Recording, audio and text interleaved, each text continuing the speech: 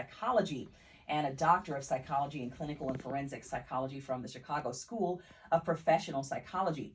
Currently, Dr. Shadia is the president and CEO of Edwards Consulting and Together Let's Rise. Dr. Shadia is also a teaching faculty at Antioch University in the psychology department, senior adjunct at Pacific Oaks College, teaching in psychology, human development and social justice, and leadership business departments. She is an adjunct professor at Pepperdine University in their psychology department. In the last year, Shadia has filmed 2 documentaries utilizing her forensic background that will air in the fall. Well, welcome Dr. Shadia Edwards to the front page. Thank you. I don't even know how you have time to be here with us. You sound like you're doing so much. Yes, I am. My goodness. I'll stay busy. Yeah, well, you've had a remarkable journey from South Central LA to becoming a leader in the field of clinical and forensic psychology. Can you share what motivated you to pursue a career in mental health and psychology in the first place? That was actually not my trajectory. I always wanted to be an attorney. Okay. And it came from watching a Cosby Show growing up in the inner city. Oh, wow. You know, we didn't really have people in the inner city that were doctors, lawyers, and things of that nature. Well, at least I didn't. Mm-hmm. So I would always watch the Cosby Show, and I would say, I'm going to be like Claire, Wow. and I'm going to marry a doctor. Wow. And it wasn't until after my bachelor's, I just took this pause where I needed a break from school, and I started working for this nonprofit, and that kind of took me on the road to wanting to get into psychology, but I didn't like any of my psychology classes. Wow. So I always say God brought me to this field. Absolutely. Well, with over 20 years of experience in the mental health field, how have you seen the landscape of mental health and healthcare evolve, especially in underserved communities like the one that you came from? Yes. Well, one of the things, which is why I started my nonprofit, is because it's still a lack of access. Mm-hmm. What we see in our communities is it's still stigmatized, right? Nobody really likes to talk about mental health. Mm-hmm. So it's important to see people that look like them talking about mental health, but also sharing their journey and story. Mm-hmm. And I think it's still something that's very taboo. We don't like to talk about our problems. We don't like to talk to others outside of our communities about our problems, Mm-hmm. which is so much healing in it, but it's a fear, but rightfully so, because if you look back in this field, Black people have always been stigmatized, Mm-hmm. right? When we look at the rates of something like schizophrenia, depression, Black people are often stigmatized and labeled. Yeah. So the trust in the field we've always had a problem with that. Mm-hmm. And it's really hard. You're listening to The Front Page on Radio Free 102.3 FM, KJLH. I'm Dara Starr Tucker. We're talking right now with Dr. Shadia Edwards, who is a doctor of clinical and forensic psychology. Can you tell me more about that field specifically? What does that mean when you say forensic psychology? I get that all the time. So it is the intersection between law and psychology. Okay. And people are always like, what does that mean? Because they watch a lot of forensic shows. Mm-hmm. So it's just really, so basically I work with violent offenders, but they don't have to be violent offenders. So I spent some time working in community mental health with people that are in reentry. I still do that type of work now. I spent time working in the LA County jails here, and it's people that have any intersection with the law, right? And then we provide the psychology piece to it. Okay. So I've worked with kids in DCFS. So of course, their parents may have had interactions with the courts. Mm-hmm. So there's so many different avenues within the field of forensics, but that's how we intersected with psychology. Okay. Well, you have an extensive background in criminal justice and forensic psychology. Mm-hmm. How do you think your unique combination of these fields influences your approach to consulting and to teaching? Yes. So with that, it has really helped me. Because I go in using these clinical skills that I have, and also the lived experience. Mm-hmm. I grew up in the inner city, so what even took me on this trajectory is I lost so many friends, either to mass incarceration or gang violence. And I'm able to speak to that, but also the things that I've learned educationally.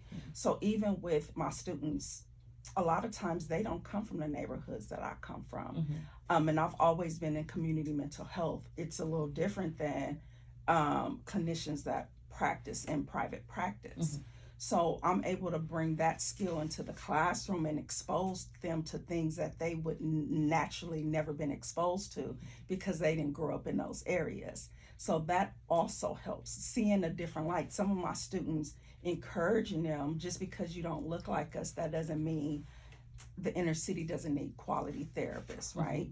So it encourages them to go into community mental health and be an ally.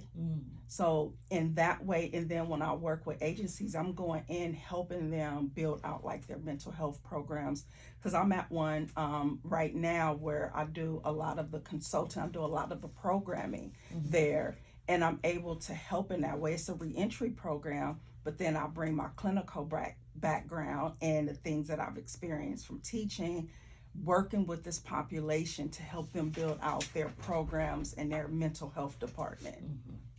Well, mental health and social justice, which I'm passionate about, they are often interconnected. You know this. So how can organizations and institutions better integrate mental health awareness into their social justice activities? First, it's so important for them to recognize the importance of it. And sometimes we have to look within, because how can you bring mental health into your agency when you don't really have awareness, and you're not even, what I find sometimes is people aren't even aware of their own stressors, their own mental health. So they're not talking about it in their agencies, right?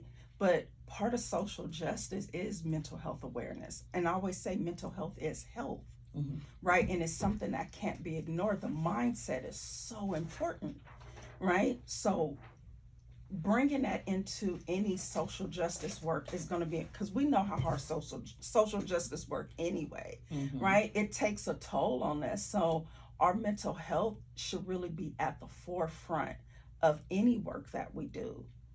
And it's not always the case, because that's not what we were taught. A lot of times people are taught to pray, you know, they go talk to their pastor, but why can't we pray and talk to our pastor, right? Why can't we pray and go to mental health counseling, right? Go talk to somebody that is trained to work with people that have mental health issues. And mental health and mental illness, that's where people get a little afraid, right? We go to the doctor, we make our appointments for checkups. Why aren't we doing that for our mental health? It doesn't mean that you're mentally ill, right? You are just doing your check-ins, just like we do with anything else. We go to the dentist every 6 months for that cleaning. We at the doctor, we cough, we're at the doctor, right? But we feeling depressed, we don't want to go talk to anybody about it. Absolutely. You're listening to The Front Page on Radio Free 102.3 FM KJLH. We're going to take a very brief break for a station ID. We're going to be right back. Free KJLH Compton, Los Angeles, and worldwide using the Radio Free KJLH mobile. Well, we're back with our conversation with Dr. Shadia Edwards, who is a forensic psychologist. Now, Dr. Shadia, you've worn a lot of hats: psychologist, professor, consultant, speaker, mother. When people ask, what do you do? How do you usually answer? Yeah. Because you see that bio and people are like, whoa, like, how do you do all this? My students say it all the time. One of the things that has helped me is I am a mom. My son is a senior this year. So one of the things for me was time was so important. What can I do to make sure that I'm available for everything he needs? And I'm a single mom as well. So it may look like a lot, which it is, but I have so much flexibility in my schedule. So it's my son first, and then everything that comes after that. So I teach, right? I teach at 3 different schools, but a lot of my, so I only go to one campus, and that's on Wednesday. So my Wednesdays is spent all day on campus. And then the other days I teach from home. And then some of my classes are strictly asynchronous where the students don't see me. I just grade the papers.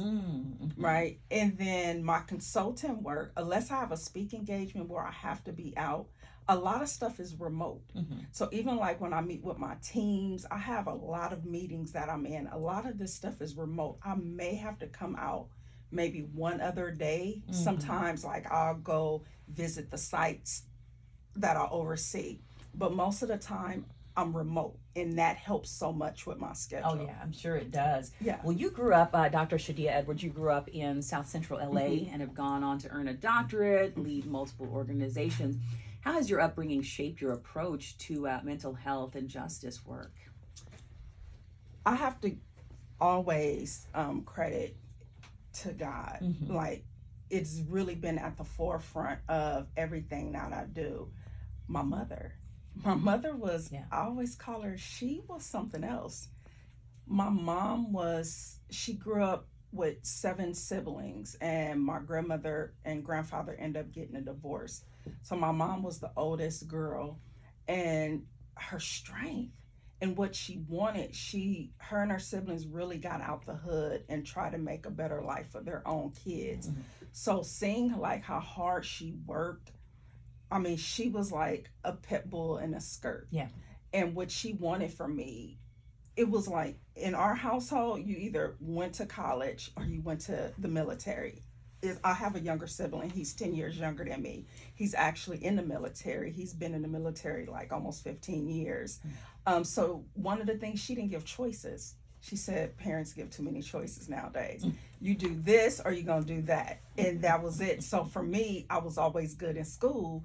So my trajectory was going to school. And she wanted that really bad for me. So the mental health piece came in. That was all God, because that was not what I planned to do.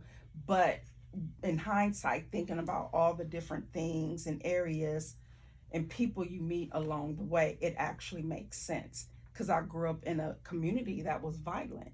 I grew up in a community where there was drugs and alcohol. So it made sense that I would go into that mental health space. And then my nonprofit is actually in the area which I grew up in. So I'm able to go back and provide those services in the community that I grew up in. Oh, that's wonderful. I was going to ask you, my final question to you was going to be about Together Let's Rise, which is your nonprofit. What inspired you to create it, and what kind of impact are you hoping to have with it?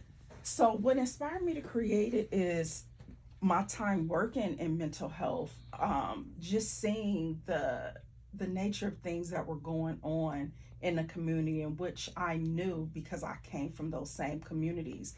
And for me, you don't get this high up and go back. I didn't get this far in my career and get these degrees not to go back in the community and serve. So yes, we need to be financially stable, right?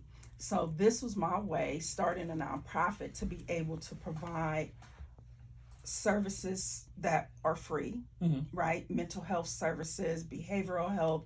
We offer different groups. We offer family reunification. We do job readiness. We do these different things in the community that are free and that are accessible. So for me, going back, being able to do that and provide those services were very important. Together, let's rise, right? If we want to see healing, we need to provide the services. If we want to see people come out of poverty, we need to provide the services, and adequate services at that. And to show it's people that look like you. I go in high schools and talk to kids and talk to parents, and they're like, oh my goodness, I'm going in talking about stress and mental health, and I do it in a way, that's one of the different things too. I do it in a way that reaches them. So I have a curriculum called Nuck If You Buck Through Stress. Right? And I go into high schools and I'm using rap lyrics from rappers that talk about mental health. I'll automatically get their attention. Yeah, I imagine. Right? I go in as myself. I don't try to code switch either. That's another thing that helps me. So I'm using their lingo, and I have a son, so it helped, little baby, the baby, knowing all these different like lyrics. Having a son helps. but you automatically get their attention. And guess what? Now they're talking about stress. Yeah. They're talking about living in violent communities. They're talking about their trauma. And the kids are the actual ones that want me to come back every year. Yeah. They request me. Yeah. So a lot of the schools and things in the communities that I serve, they want me to come back because we work with youth and young adults at Together Let's Rise. So it's being able to reach them in a way that is not, I'm 47. I just made 47 too. You don't right? So I try to come down to where we're on the same level. Yeah. Absolutely. Well, Dr. Shadia, I don't want to mispronounce that. I have a sister named Dia, so that's how I'm remembering it. Dr. Shadia Edwards, can you tell folks how they can become more involved with your nonprofit, Together Let's Rise? Yes, and we have our ribbon cutting ceremony this Thursday too, so this was actually exciting. So we are all across all platforms, Together Let's Rise. You can also email us at info@togetherletsrise.org. Social media platforms. We always need mentors. We need volunteers. We're just starting up our mentorship program because I want to provide the kids and the youth mentors that grew up in the neighborhood, but also that could come back and serve and show them, another way. Absolutely. Yes. Such important work that you're doing, Dr. Thank you. Shadia Edwards. I want to thank you so much for coming to the front Thank page this you. morning for Minority Business Monday. Can you give them that website one more time? Yes, so our website is www.togetherletsrise.org. Okay, wonderful.